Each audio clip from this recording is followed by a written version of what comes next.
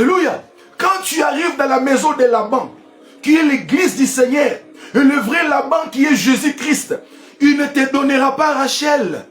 Il doit d'abord te donner Léa. Parce que Léa, elle est la première. Alléluia. La Bible déclare dans Matthieu chapitre 6, verset 33, recherchez premièrement le royaume des cieux. Donc le premièrement, c'est le royaume. Dans la maison de Laban, on ne te donne pas Rachel. Rachel, c'est la cadette. Rachel, c'est l'image de par-dessus. Mais aujourd'hui, on a inversé l'ordre. Au lieu de donner d'abord Léa, parce que dans Léa, nous avons le sacerdoce, nous avons la royauté, nous avons la prophétie, on nous donne d'abord Rachel. C'est pourquoi l'église est plongée dans le sommeil. Les sorciers ont envahi l'église. Il n'y a plus la crainte de Dieu. On ne prêche plus la sanctification. L'autre dit que non, je ne veux pas qu'on enseigne d'abord l'eschatologie parce que l'église des dieux est encore, ils sont encore trop petits. Mais tu vas les enseigner quand? C'est pourquoi toutes les 10 vierges sont dans les sommets à ce temps-ci. Alors je me tiens ici comme une sentinelle qui crie au milieu de la nuit. Voici le pou. Celui qui nous a promis qu'il vient, il vient bientôt. Nous sommes appelés à nous réveiller. C'est pourquoi l'apôtre Paul dit en Éphésiens chapitre 5, réveille-toi, toi qui dors, relève-toi d'entre les morts, Christ t'éclairera. Tu dors dans le péché, dans l'impudicité, dans le lesbianisme, dans l'homosexualité, dans les mafias, dans les magouilles. Réveille-toi. Le Christ, le Fils de l'homme revient bientôt. Les 10 vierges. Christ nous parle de cette histoire pour attirer notre attention. Les 5 sages et les 5 folles. Maintenant, si toi, tu es parmi les sages ou parmi les folles? Tu es parmi les 5 sages ou parmi les folles? Oh là là là là là là là là. Au milieu de la nuit, on cria, voici le pou, aller à sa rencontre. Alors, toutes ces 10 vierges, oh là là là là, toutes ces 10 vierges se réveillèrent et préparèrent leurs lampes. Aïe, aïe, aïe, aïe, aïe, aïe. Les folles dirent aux sages, donnez-nous de votre huile, car nos lampes s'éteignent. Oh mon Dieu, j'aimerais que tu m'écoutes, mais je vais te révéler un grand mystère. Peut-être qu'on t'avait jamais dit, peut-être tu as la grâce, on t'avait peut-être déjà dit ça, mais aujourd'hui, cette nuit, peut-être il y a quelque chose que je vais ajouter. Frères et sœurs, écoutez-moi bien. Il dit, les folles dirent aux sages, donnez-nous de votre huile, car nos lampes s'éteignent. Ah, comment on peut vous donner de l'huile? Parce que vous et nous sommes dans le même compartiment. Vous et nous sommes dans les lieux saints du tabernacle. Nous sommes tous des fidèles. On n'est pas des dispensataires. Comment je vais te donner l'huile? Ici, l'huile dont il est question, ce n'est pas l'huile de palme. Non. Ici, c'est l'huile de l'esprit. Les 5 vierges sages qui avaient des lampes et l'huile dans des vases, l'huile qui était dans des vases ne représente qu'elles-mêmes le vierge. Parce que le vase, ce sont aussi l'image des personnes. Ce sont des personnes qui avaient la parole de Dieu et qui ont l'esprit de Dieu en eux. Alors les folles, c'est parmi les chrétiens qui sont dans la distraction. Ils connaissent les logos, la lettre, mais il n'y a pas l'esprit, il n'y a pas l'huile. Maintenant, pour voir, comprendre l'époux qui arrive, il faut avoir l'huile suffisante dans des lampes. Donc quand ils se sont réveillés, ils se sont précipités pour allumer des lampes. Les autres, quand ils allumaient leurs lampes, les lampes ne marchaient pas. Les lampes, la lumière était en train de partir. Au lieu que la lumière parte crescendo, la lumière partait décrescendo. Donc elle ne faisait que diminuer.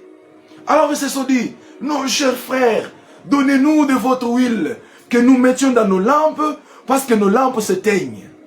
Alors ils ont dit, non, non, nous n'avons pas de l'huile assez pour nous et pour vous. Allez-y plutôt chez ceux qui en vendent. Oh mon Dieu, mon Dieu, mon Dieu, mon Dieu. Allez-y plutôt chez ceux qui en vendent. Maman. Il n'y en aurait pas assez pour nous et pour vous. Allez-y chez ceux qui en vendent. Donc, il y a un moment où l'huile sera vendable. C'est quoi l'huile? Pour qu'il y ait l'huile, il faut qu'on prenne l'olivier, qu'on grible l'olivier, qu'il soit écrasé, qu'on presse l'olivier, afin que l'olivier donne l'huile. Christ étant le vrai olivier. C'est pour cela, lui étant l'olivier, en complicité avec les deux autres oliviers, Élie et Moïse, ils se retrouvaient souvent au mont des Oliviers. C'était une montagne qui était réservée qu'aux oliviers. Alors, à ce temps-ci, l'huile que nous l'avons reçue par grâce. Le véritable olivier qui est le Christ, il a été pressé et il nous a donné son huile. Dans Jean, il dit, il vous est avantageux que je m'en aille pour que les consolateurs viennent. Il s'était en allé, nous avons l'huile.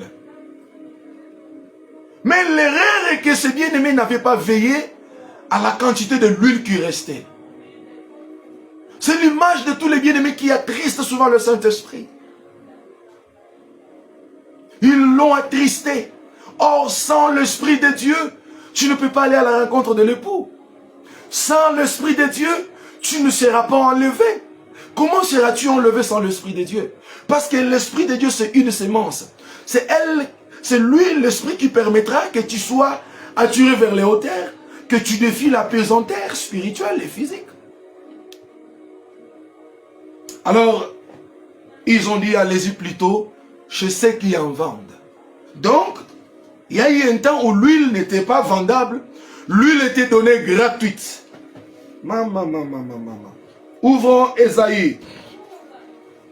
Ésaïe chapitre 55. Nous allons comprendre le mystère de l'huile.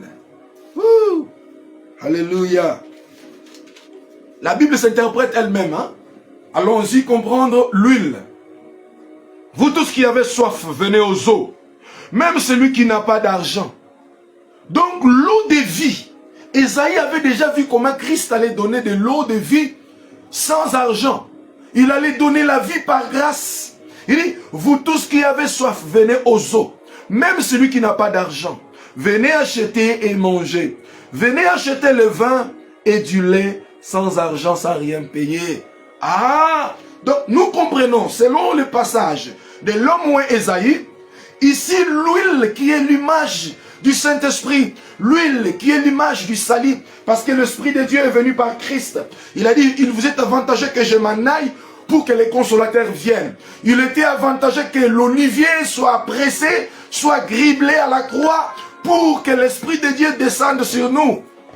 Alors nous l'avons reçu sans avoir payé. Nous l'avons reçu sans avoir payé, mais c'est par grâce que nous sommes sauvés. C'est pas par les œuvres que nous avons reçu les salis. Nous recevons les salis par grâce. C'est pourquoi il dit, venez aux eaux, venez à la vie, venez puiser l'eau de vie. Même celui qui n'a pas d'argent, qu'il vienne. Oh, alléluia. Mais quand la parenthèse de la grâce sera fermée, là nous entrerons dans la dispensation de la vente du salut. Alléluia. Nous entrerons dans la dispensation des ventes de l'huile. C'est pourquoi il est dit, allez-y plutôt chez ceux qui en vendent. Mais qui sont les vendeurs d'huile? Moi, l'eau qu'on entend. Je vais te réjouir. Le vendeur d'huile, c'est une autre dispensation qui arrivera après l'enlèvement. Alléluia. Parce que pour l'instant, il y a une brèche. La brèche de la grâce. Et la parenthèse de la grâce, elle est ouverte. Une fois que cette parenthèse est fermée, l'huile est maintenant vendable. Maintenant, qui seront là en train de vendre l'huile? J'ai dit que pour avoir l'huile, il faut presser l'olivier. Donc, on ne peut qu'avoir l'huile. Que Dieu bénisse le frère Dada. Frère Dada, que Dieu te bénisse pour ta présence dans les lives. Or, pour avoir l'huile, il faut partir chez l'olivier. Ce n'est que l'olivier qui connaît, ce n'est que les oliviers qui connaissent les secrets de l'huile. Alors, après l'enlèvement, il y aura des oliviers qui vont exercer pour faire la continuité du ministère de notre Seigneur Jésus-Christ. Lisons cela. Apocalypse chapitre 11. Aujourd'hui, ce sont les enseignements hautement prophétiques. Ce ne sont pas les batailles nocturnes aujourd'hui. Waouh. Apocalypse chapitre 11. Qui sont ou qui seront le vendeur d'huile? Waouh. Apocalypse 11, verset 3. Je donnerai à mes deux témoins le pouvoir de prophétiser, revêtus de sacs pendant 1200 jours. Ce sont les 3 années et demie de la grande tribulation après l'enlèvement. Cette histoire ne concerne pas l'Église, mais c'est une histoire qui concerne ceux qui vont rater l'enlèvement, ceux qui resteront sur la terre pendant 3 ans et demi. Ce sont les deux oliviers, voyez-vous, comme je disais que ce sont les oliviers qui connaissent les secrets de l'huile. Ici on dit, ce sont les deux oliviers et les deux chandeliers qui se tiennent devant le Seigneur de la terre. Waouh! Maintenant cherchons à connaître les caractéristiques. Si quelqu'un veut le faire du mal, du feu sortira de leur bouche et dévore leur ennemi. Si quelqu'un veut leur faire du mal, il faut qu'il soit tué de cette manière. 6. Ils ont le pouvoir de fermer le ciel afin qu'il ne tombe point de pluie pendant le jour de leur prophétie. Et ils ont le pouvoir de changer l'eau en sang. Wow! Et de frapper la terre de toute espèce de pleu chaque fois qu'ils le voudront. Là, c'est le mystère des 2 grands prophètes. Nous avons Moïse et nous avons Élie. Il dit, ils ont le pouvoir de fermer le ciel pendant le temps de leur prophétie. Donc, pendant l'année de leur exercice ministériel, ils ont le pouvoir de dire au ciel, ciel, sois fermé, qu'il n'y ait pas de pluie. Et le ciel va les écouter.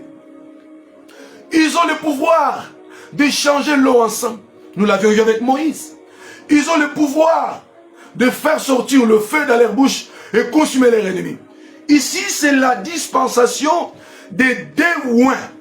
Les 2 oins ici, ce sont les 2 oliviers qui ont eu à discuter avec le Christ au sommet des montagnes des Oliviers. Il y avait Élie et Moïse. C'est ainsi Pierre, quand il les a vus, il a dit, ayons 3 tentes. L'un pour toi, Seigneur, l'un pour Élie et l'autre pour Moïse. Voyez-vous, ce sont les 2 oins. Ce sont les 2 oliviers. Après l'enlèvement, quand l'Antichrist prendra le pouvoir, lors de la persécution, lors de la grande tribulation, ça sera un peu compliqué. Alors Dieu va susciter les 2 témoins, les 2 oins, que nous appelons Élie et Moïse. Ils viendront en chair. Ils ne seront pas des esprits, non. Ils viendront en chair humaine. Élie et Moïse. Ils auront des costumes, des chaussures, des bibles. Si ce sera le temps des iPads, ils auront des iPads à main pour prêcher. Alléluia. Alors, à cette époque-là, ils viendront prêcher, rappeler d'abord à Israël que l'homme que vous avez crucifié, c'est lui votre Messie. Ils prêcheront la repentance, c'est pourquoi il dit, je leur donnerai le pouvoir de prophétiser, revêtus des sacs, pendant 1260 jours. Pendant les 1260 jours, 3 ans et demi, les 2 oins auront le travail de prêcher la repentance nationale en Israël, afin de dire au peuple, l'homme que vous avez crucifié là, c'était lui votre Seigneur. Alors, pour être sauvé, quand la grâce, la parenthèse de la grâce se ferme, et maintenant il va se tourner là-bas, chez ses frères. Alléluia.